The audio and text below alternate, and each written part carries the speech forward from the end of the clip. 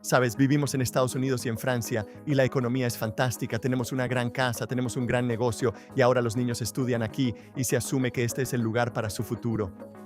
Pero cuando profundizas, la gente entiende que no es el lugar para tu futuro. Cuando nosotros crecíamos, Israel era un país del tercer mundo, ¿verdad? Ahora, Israel probablemente es el país más dinámico del mundo. Así que esa es parte de la filosofía aquí, tratar de hacer que la gente se dé cuenta de que hay una nueva realidad y tienes que verla con nuevos ojos. El rabino Leo Di es un rabino israelí nacido en Gran Bretaña, educador y ex inversionista de capital de riesgo, cuya vida cambió para siempre, cuando su esposa, Lucy, y sus hijas Maya y Rina fueron asesinadas en un ataque terrorista en el Valle del Jordán en abril de 2023. Desde entonces, se ha convertido en una voz internacionalmente respetada sobre la resiliencia, la fe y el sionismo. El rabino Di ha dedicado un nuevo libro, El caso empresarial para Israel, ¿puedes permitirte no estar ahí?, a su nueva esposa, Elisa. En él, aplica las herramientas analíticas de un inversionista para argumentar que Israel es una de las inversiones a largo plazo más sólidas del mundo, no solo económicamente, sino también moral, estratégica y espiritualmente. Bienvenido al JNS News Hub, Rav D. Gracias, Steve. ¿Qué te motivó a escribir este maravilloso libro? Así que después de nuestra tragedia, cuando estalló la guerra 6 meses después, varias comunidades en Estados Unidos y en todo el mundo me invitaron a hablar, supongo que para darles fuerza en esas circunstancias. Y así he estado viajando y hablando sobre mi historia, pero también sobre la historia de Israel desde el 7 de octubre. Y después de hablar tantas veces, pensé que tal vez debería escribir esto, y esa fue realmente el origen de ese libro. Cuentas una historia en la introducción sobre un encuentro que tuviste en el metro francés. Te diré la verdad, Steve. Así que Elise y yo paramos un día en París de regreso de uno de nuestros viajes a Estados Unidos, y ambos teníamos recuerdos de hace 20 años de la excelente comida kosher francesa. Así que reservamos en el mejor restaurante de carnes por la noche y el mejor croissant por la mañana. Y lo que encontramos fueron las peores comidas que habíamos tenido en muchos, muchos años. Y nos dimos cuenta de que en nuestra propia ciudad natal de Eufrat podemos conseguir un mejor croissant y una mejor comida francesa. Y yo estaba tan enojado esa mañana después de haber tenido un desayuno de muy mala calidad. Estaba parado en el barrio judío, en el metro, y había un tipo junto a mí usando una gorra porque, claro, no puedes usar una kippah en Francia. Y le dije, ¿hablas hebreo? Y él dijo, sí. Y le pregunté, ¿sabes por qué vives aquí? Y eso llevó a una conversación donde básicamente me dijo, mira, soy francés, hablo francés, trabajamos aquí. Le dije, estás eligiendo vivir en un lugar subóptimo. Criar a tus hijos en este lugar donde tienes que ocultar tu identidad. Le dije, tienes el mejor país del mundo en Israel donde podrías criarlos libremente como judíos, con toda la mejor cultura, y estás eligiendo estar aquí. Y tristemente, el tren se detuvo. Me bajé y él se quedó con la boca abierta. Así que, después de esa experiencia, sentí que debía escribir algo, y también lo he dedicado en parte a Eli. Y tal vez cuando se traduzca al francés, tal vez él también lo lea. Quiero decir, eres rabino de profesión, realmente, pero ¿cómo reconcilias eso con empezar de repente a ver a Israel y la situación actual del mundo desde un punto de vista económico y estratégico? Entonces, Steve, la verdad es que soy un Baal Teshuvah. Estudié en la Universidad de Cambridge y trabajé durante 10 años en finanzas en el Distrito Financiero de Londres.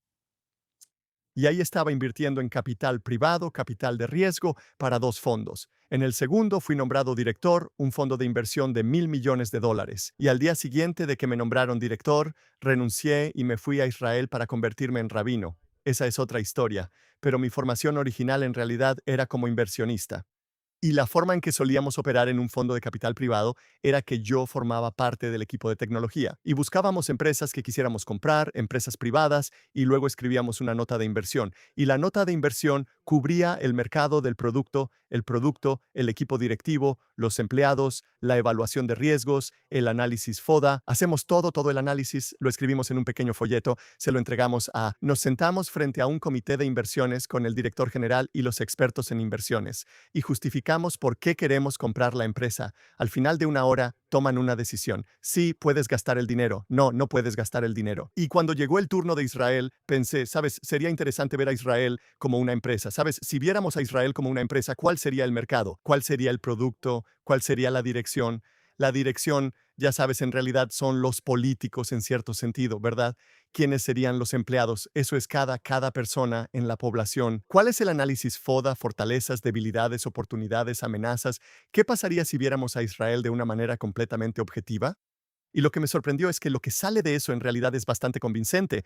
Y no estoy seguro de que alguien haya hecho esto de una manera tan objetiva antes. Así que, Y lo has hecho muy bien. Escribes que el objetivo de este libro no es simplemente presentar un argumento sólido para invertir dinero en Israel, es presentar un argumento sólido para hacer nuestra vida en Israel también. correcto. Así que la verdad es que mientras viajaba por el mundo contando mi historia sobre Israel, les decía a las personas: ¿por qué no están allá? Y me decían: porque en realidad tengo un trabajo aquí, hablo el idioma aquí, mi familia está aquí, todo se reduce a la comodidad. Y el concepto es, ya sabes, vivimos en Estados Unidos y en Francia, ya sabes, la economía es fantástica, tenemos una gran casa, tenemos un gran negocio, ahora los hijos estudian aquí y la suposición es que este es el lugar para su futuro. Pero cuando profundizas, la gente entiende que no es el lugar para su futuro y están dispuestos a admitirlo, de hecho, una vez que hablas con ellos al respecto. Así que hay este desalineamiento. Creo que viene del hecho de que cuando estábamos creciendo, Israel era un país del tercer mundo, ¿verdad? Ahora Israel probablemente es el país más dinámico del mundo, pero nuestras mentes todavía están atrapadas en ese escenario de los años 80 y 90, donde llegabas en avión a lo que ahora es la Terminal 1 de Ben Gurion, que básicamente estaba en medio del desierto y caminabas por la arena para llegar, ya sabes, a una terminal realmente muy deficiente, y salías y tomabas un taxi por una carretera de un solo carril hacia Jerusalén. Y creo que muchas personas siguen pensando en eso. Y uno de los temas de este libro es decir que, en realidad, como inversionista, es muy peligroso tener una mentalidad anticuada. Y hemos visto esto, por ejemplo, comparo diferentes escenarios como Kodak contra Apple. Sabes, la gente invertía en Kodak en los 80, 92,000, lo que sea, y era una empresa en auge, tenía el mercado mundial de cámaras. Y luego llegó el iPhone con este teléfono que aparentemente no era un competidor. El teléfono pronto incorporó una cámara. Los profesionales de Kodak decidieron inventar una cámara digital. Y las personas que invirtieron en Kodak lo perdieron todo en los siguientes 5 años. Y quienes invirtieron en Apple hicieron una fortuna. Y en cierto sentido, ahí es donde estamos en este momento. El viejo mundo para los judíos, ya sabes, las Américas, británicos, franceses, Argentina, Canadá, esos son los Kodaks, e Israel es Apple. Y hay un cambio en la tecnología, un cambio en la dinámica del mercado. Y aquellos que lo han notado, ya sabes, les está yendo muy bien, Baruch Hashem. Y aquellos que adoptan tarde se van a quedar fuera y les va a costar caro. Así que parte de la filosofía aquí es tratar de hacer que la gente se dé cuenta de que hay una nueva realidad y tienes que verla con nuevos ojos.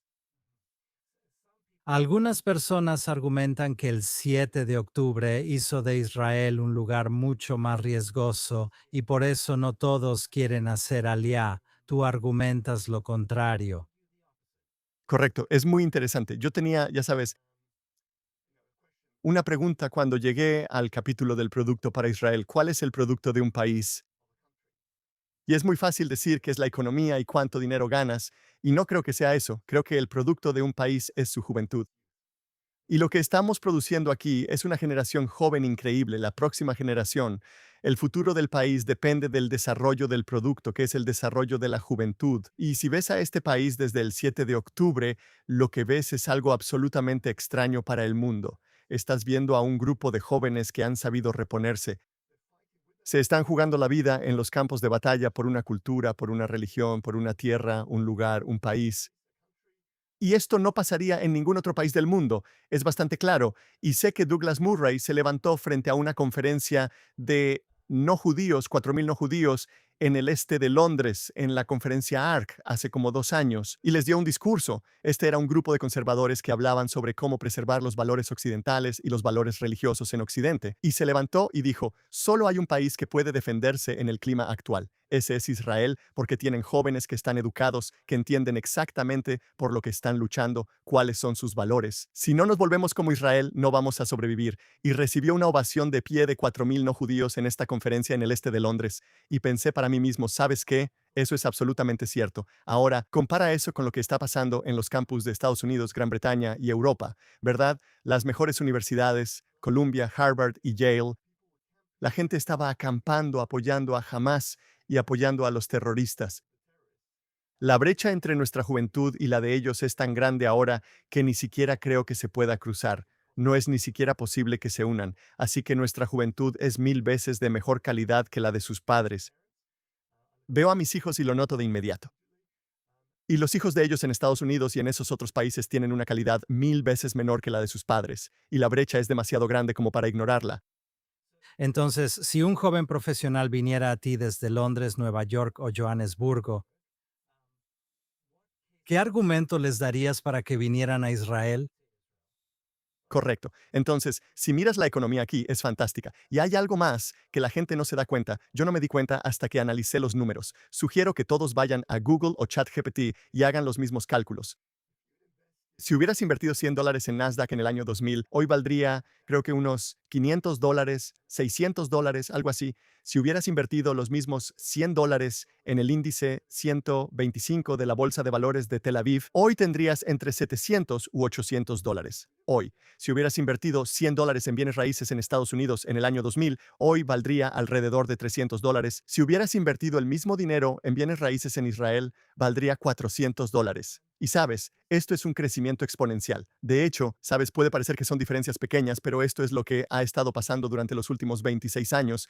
Y de hecho, esa tendencia continúa y en realidad está creciendo exponencialmente. Así que, sí, Sí, o sea, también señalas, y me pareció interesante, que en 1939 menos del 1% de los judíos del mundo vivían en la tierra de Israel. Para 2026, más de la mitad de los judíos del mundo viven aquí. Y la pregunta es, con el aumento del antisemitismo en todo el mundo, especialmente desde el 7 de octubre, ¿por qué no vienen más judíos a vivir aquí? ¿Y por qué algunos israelíes se van? bueno, hemos llegado al punto de inflexión. Sabes, en la halajá decimos que rubo que culo, que cuando llegas a la mitad, eso básicamente es el 100%. Y lo que pasa es que cuando llegas al 50% es cuando las cosas empiezan a moverse muy rápido. Creo que lo que pasó fue que el 7 de octubre probablemente fue el día en que alcanzamos alrededor del 50% de los judíos en Israel. Y básicamente ocurrieron cambios en la macrosfera que Dios creó que hicieron que todos se dieran cuenta de que este era el lugar donde debían estar. Y los antisemitas salieron del closet y de repente empezaron a perseguir a los judíos en todo el mundo. E Israel empieza a ganar cada batalla venciendo a Hamas, Hezbollah, Irán, Siria, Líbano y Yemen. Y de repente todo realmente ha cambiado, así que hemos visto una transformación completa. La otra cosa que hay que tener en cuenta, Steve, es que la demografía aquí es absolutamente única. Y yo no creo que se diga lo suficiente. Tal vez lo digan los antisemitas, pero como judíos nosotros no lo decimos. Solo hay un país occidental que tiene un crecimiento en su tasa de natalidad, un crecimiento en su población de manera orgánica, que es Israel. Tenemos un promedio de 3 bebés por madre en Israel. El resto de Occidente tiene en su mayoría menos de 1.5 y la tasa de reemplazo es de 2.1. Así que somos el único país rico en el mundo que tiene una tasa de crecimiento en su población sin contar la inmigración. Y lo que esto significa es que si proyectas hacia adelante, solo por la naturaleza exponencial de ese número, ves que el crecimiento de este país está asegurado para los próximos 50 años, adivina qué está garantizado. Pero si eres un país que tiene una población en declive de personas nacidas en el país y estás trayendo inmigrantes del tercer mundo, que es lo que hacen la mayoría de los países occidentales, estás diluyendo la riqueza del país. Sabes, en muchas partes de Gran Bretaña y Europa, ves que muchos de los inmigrantes reciben asistencia social y en realidad no están produciendo como se esperaba que lo hicieran. Y la cultura del país está bajo ataque. Somos el único país que tiene este crecimiento fantástico en términos de tasa de natalidad, pero también tenemos una inmigración valiosa. ¿Cuál es la inmigración valiosa? Los judíos han tenido una cultura durante 3500 años. Hemos estado en la diáspora, en el exilio, durante 2000 años. Durante esos 2000 años hemos aprendido cómo ser judíos, que básicamente es Israel en el exilio. Israel está en el exilio. Y ahora cada judío viene de Estados Unidos, Francia, de Canadá, de Argentina, viene preparado para ser israelí. Tienen toda la cultura, tienen en su mayoría gran parte del idioma y tienen los valores. y entonces encajan. Y puedo hablar por mí mismo y puedo hablar por muchos de mis vecinos en Efrat. La gente se convierte en ciudadanos increíbles y valiosos de este país muy, muy rápido. Y sabes, no hay otro país en el mundo que tenga eso, que tenga un montón de exiliados alrededor del mundo que vengan a casa y sumen a los valores y la fortaleza del país. ¿Cómo explicas el fenómeno de la nación de startups y que esta tierra de la creación también se haya convertido en el país de la innovación y de pensar fuera de lo común? Déjame decirte, Steve, como capitalista de riesgo, vi tantas ideas diferentes cuando estaba en Londres y emprendedores llegando con ideas maravillosas y diferentes de todos los mercados posibles que puedas imaginar. Y algunas las financiábamos, otras no. Y si no las financiábamos nosotros, alguien más lo hacía. Pero muchas de esas ideas realmente no eran muy productivas ni valiosas. Tal vez generaban algo de dinero, tal vez no, pero en realidad no contribuían a la humanidad de una manera significativa. Israel, porque somos tan odiados por tantos países del mundo, cuando producimos algo sabemos que tiene que ser muy bueno, tiene que ser de la mejor calidad y la gente tiene que tenerlo. No tenemos la opción de hacer algo que sea solo opcional. Todo aquí tiene que ser imprescindible. Y eso significa que cuando te enfrentas a una crisis global, como la que tenemos en este momento, una guerra mundial en curso, el posible colapso de los mercados bursátiles por la sobrevaloración de la IA y demás, la economía más resiliente del mundo será la de Israel porque lo que estamos haciendo aquí es absolutamente fundamental. Te voy a dar un ejemplo que ocurrió hace apenas unos días que probablemente viste. El gobierno irlandés compró un avión de 53 millones de dólares, creo que fue de Estados Unidos, y esto era para que el primer ministro pudiera viajar, pero debido a la base antisemita del gobierno irlandés, insistieron en que no tuviera Elbit, el sistema de navegación israelí incorporado, así que lo compraron sin el sistema Elbit. Y los titulares en los últimos días han sido que este avión ahora no puede aterrizar en la niebla. Y como en Irlanda hay niebla casi todos los días, este avión es completamente inútil. Así que, por boicotear a Israel hoy, acaban de comprar algo por 53 millones de dólares que nunca podrán usar. O sea, eso es típico de lo que está pasando en este país. Me refiero a la tecnología cibernética, la tecnología de IA. Es solo para hablar de eso. Estaba escuchando a un experto en IA en un podcast hace apenas 1 o 2 meses y le preguntaron cuál es la única habilidad que la gente debería perfeccionar en un mundo de IA. Y él dijo, espíritu emprendedor. Dijo, porque una vez que puedas tener 1 millón de agentes a tu disposición gratis, ¿verdad? O simplemente, ya sabes, desde Claude puedes enviar 1 millón de agentes para hacer lo que quieras, marketing y desarrollo de productos, lo que sea. Lo único que determinará si tienes éxito o no es tu capacidad para idear una nueva idea para una startup. La misma semana que dijo eso, Elon Musk se paró en un escenario en una conferencia de tecnología y dijo, el país con más startups per cápita es Israel.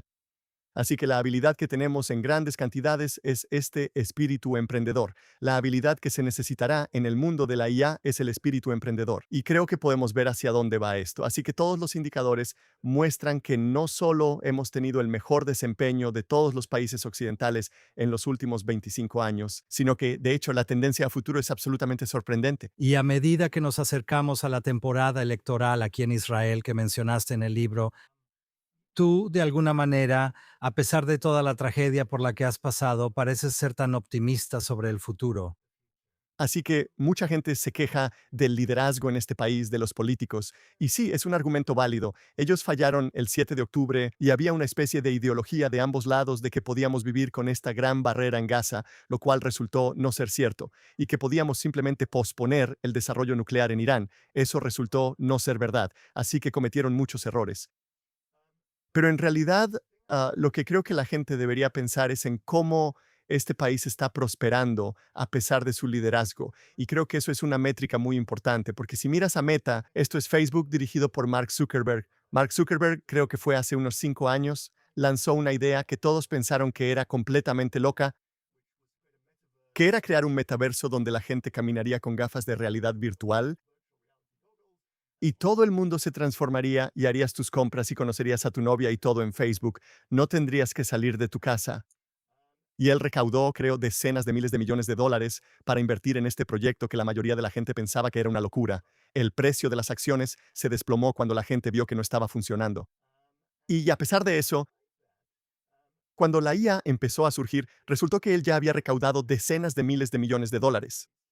y de repente cambió su estrategia a invertir en IA. Y por eso el precio de las acciones se ha disparado. Así que vemos que a veces la peor administración puede terminar haciendo cosas que son increíblemente valiosas, tal vez por las razones equivocadas. Creo que si miras a este país, ves un éxito sorprendente, a menudo a pesar del liderazgo, y eso es porque la gente es muy resiliente. Y vimos eso de nuevo el 7 de octubre, vimos que el ejército no pudo proteger a nuestros civiles el 7 de octubre, pero los voluntarios dejaron todo lo que estaban haciendo ese Shabbat.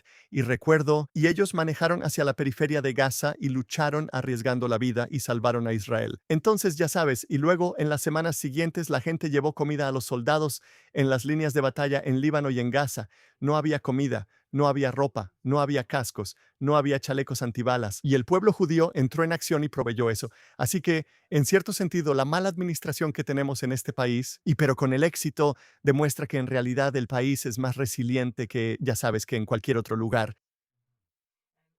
Y quiero volver al hecho de que eres rabino y que hablas mucho sobre el Tanaj, la Biblia, hacia el final del libro, y basas toda tu filosofía en la Biblia. ¿Cómo explicas desde un punto de vista bíblico, teológico y espiritual que tu tesis tiene tanto sentido? Correcto. Así que creo que si miras la Biblia, creo que en la diáspora somos muy buenos para ofuscar lo que realmente dice. Fui rabino durante 6 años en Inglaterra y puedo dar fe de que fui tan culpable como todos los demás. Llegué a la parashá de la Shavua, la porción semanal de la Torá. La leíamos. Yo daba un sermón. El sermón siempre era sobre amar a tu prójimo como a ti mismo, algo bonito, ya sabes, y tomaba un versículo bonito de la porción y lo desarrollaba para hablar de cómo podemos ser mejores personas en nuestras vidas. Y eso estaba bien, todos estaban contentos, yo me iba.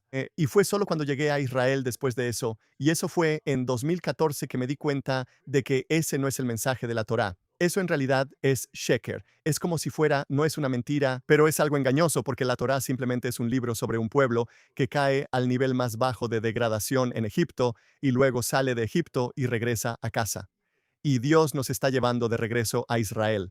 Y entonces dices, bueno, ¿qué pasa con los profetas? Los profetas, ya sabes, todo lo que dicen es sobre cómo regresamos a casa y por qué fuimos expulsados y cómo podríamos regresar de nuevo, ¿verdad? Y luego incluso ves en las escrituras, ¿no? Ves el libro de Ruth y todo se trata de que ella regresa a casa. Y hay muchos otros ejemplos en los Salmos, en los Proverbios y así sucesivamente, y vemos que lo mismo se repite una y otra vez. La Biblia nos está diciendo que los judíos tienen que regresar a casa, y es muy fácil pasar eso por alto porque nos fijamos en una palabra aquí y otra palabra allá, pero si ves el libro completo como un todo, claramente el mensaje es que el pueblo judío tiene su lugar en Israel. Ese es nuestro hogar. Básicamente somos el pueblo israelí en el exilio. Lo olvidamos durante 2000 años, pero ahora estamos en casa y ahora la mayoría de nosotros estamos aquí. Este es realmente el comienzo de un periodo de redención y lo vemos en todas partes. Vemos el antisemitismo explotando en todo el mundo, pero diciéndole a la gente que regrese a casa, diciéndole a los judíos que regresen a casa. Y vemos el tremendo éxito que está floreciendo aquí en todo lo que estamos haciendo en este momento, lo cual nuevamente es una señal del cielo de que las cosas estaban destinadas a estar aquí. Y ese es esencialmente el mensaje en tu libro.